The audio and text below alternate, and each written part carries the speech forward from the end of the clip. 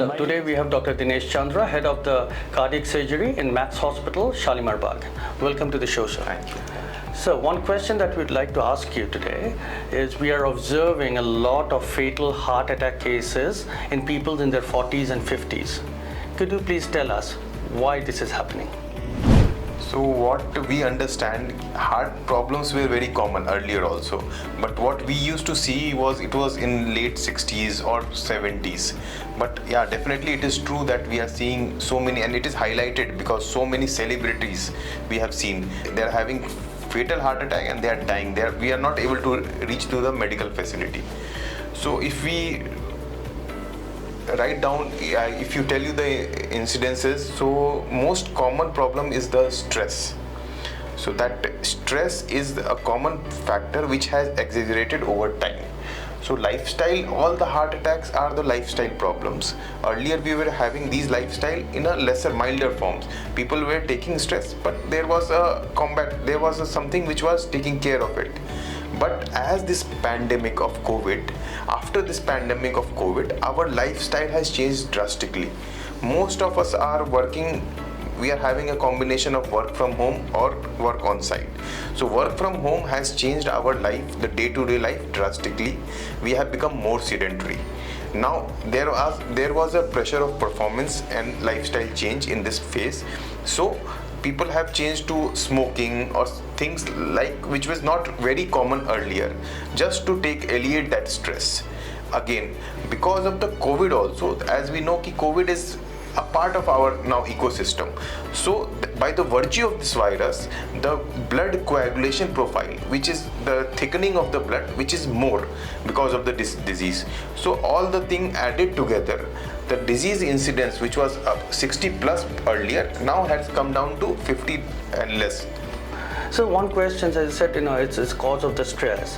What would your advice be to cope with the stress that we're having? What should people of different age groups should do to reduce? So there are two questions in it. One is how to cope up with the stress and how we can screen ourselves so that we diagnose the problem earlier.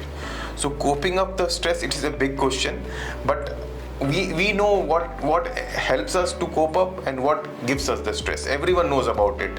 So now if we take an example of a 25-year student, he has the stress of performing in his exam. So he knows that when he is playing, he likes something called some sports. So he goes for that sports, that stress is less. So family and he should sit together and divide time. This time, if I am getting more stress, I'll take a break and do these things. Similarly, once you cross 30s, you are settling down in your career, then family plays a very major role. Your wife is there, your children are there, they can be a de-stressing factor. And then you also know some hobbies were there in your 20s which you have avoided now. You can get into that thing. Again, as the age progresses, the things which make you de-stress, you realize it and you have to follow it. Now when we come to screening part, when we should screen, so we are a very common thing, everyone is working on their laptop. If they are having leg swelling which is not explained by anything, we should consult a doctor, because normal people which heart is a normal, leg swelling should not happen. You work for 8 hours or 10 hours. Again, you have to see your family history also. If there is a history of anyone having a heart attack in your family or heart disease, your parents are taking medicine, then screening should start as early as 30s. When you start your 30s, you get annual checkups. Annual checkups include the BP monitoring, sugar monitoring, and you go to the second step, you get at least you get a echo monitoring. Third thing is physical activity. Normally what we recommend, brisk walking for 40 to 45 minutes at least 5 times in a week. That will suffice everything. We should not be too enthusiastic going for gym or running on the treadmill. Those things, again, it is not accustomed for your body, so you add misery to your stress.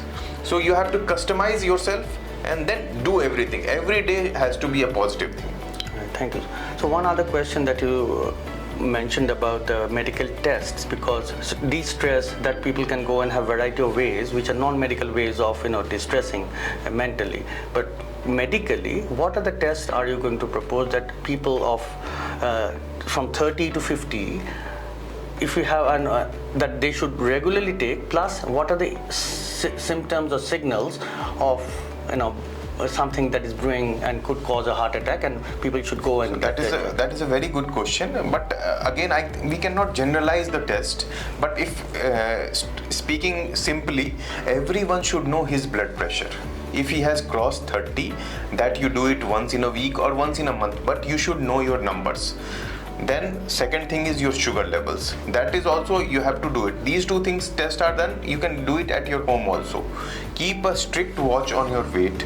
It should not fluctuate. 2 months back you were 50, now you are 70, or too much loss and too much gain. Both are detrimental for the body. So these things you can do it, and your diets you can take care. Now, once you have a risk factor, like your father is a diabetic, is a heart disease, had a bypass surgery, or you yourself are a diabetic or hypertensive at the age of 30, then you should visit a hospital. Ideally, your physician should jot down the list of the tests which should be done, but roughly speaking, you should get your hemogram done, your kidney functions should be done, your cholesterol level, lipid profile, HbA1c for your diabetes, and basic test of chest x-ray, ECG and echocardiogram to see your well-being of your heart. These are the common tests, but again, if you have a risk factor, it is always better to consult a doctor and then plan your test. Sir, one other question that I would like to ask you is about, we see a lot of cases of presumably healthy people who go to the gym, right, regularly, and then suddenly we are hearing of their deaths on the treadmill, or people who have been stressed from the gym effect, and presumably, and we are seeing it every week coming out in the news, and it's causing a lot of stress to ourselves and to the people reading. So what's your advice on that? That is true. Actually, gym is a two-edged sword. It has a good effect, it has a bad effect. So when you do it judicially, it is a good effect. But what goes wrong? One thing is, you should not be over enthusiastic when you are going to a gym, so that I will achieve this, or some targets which is not meant for your body. I know I can run 5 kilometers, but I cannot target 25 kilometers. So it should be a trained thing. Again, the TMT, there is a lot of variation in your blood pressure vagar. So if you don't know your blood pressure, or your medical history is not known, you should not jump onto the treadmill. Earlier also I told you, walking briskly for 45 minutes is good enough. It is better than a gym. Now, other problem which comes, you are not having enough liquid when you are gymming, so your blood becomes thick, so hypercoagulable in the medical term, so there more tendency of forming clots. One more problem which I see, the young people, they take so many protein supplements which are over the counter, not medically guided, so those things again add to the coagulation, the thickening of the blood. And if you talk about hardcore cardiology part, there is a high fluctuation of blood pressure. So when you are doing a stressful exercise, blood pressure goes up and comes down. So if you already have a plaque or a blockage or small blockage in the heart, that can rupture and can give rise to heart attack. So there are so many things. So personal advice, if you take from me, it is a brisk walk, yoga or regular exercise rather than going to a gym, unless you are a sport person and you are trained for it, or you have a good facility where people are giving you training for it. Don't go and mindlessly jump for the gym because it is healthy. No, that is a wrong notion.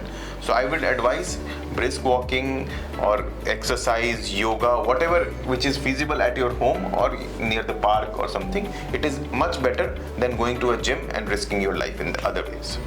Thank you, sir. Thanks for clarifying. One other question. As you mentioned, we are seeing all these protein supplements being sold over the counter, and what are the sort of effects does it have on people going to the gym, or should they, before taking it, should they consult a physician that how much in what quantity should they take? So ideally, so there should be a trainer and a medical person who guiding the thing. Most important thing is the impurity. These protein products, they give you false hopes that your muscle will be built in this many days and those many days. So they add steroids, and steroid, it is always detrimental for your body if you are a healthy person.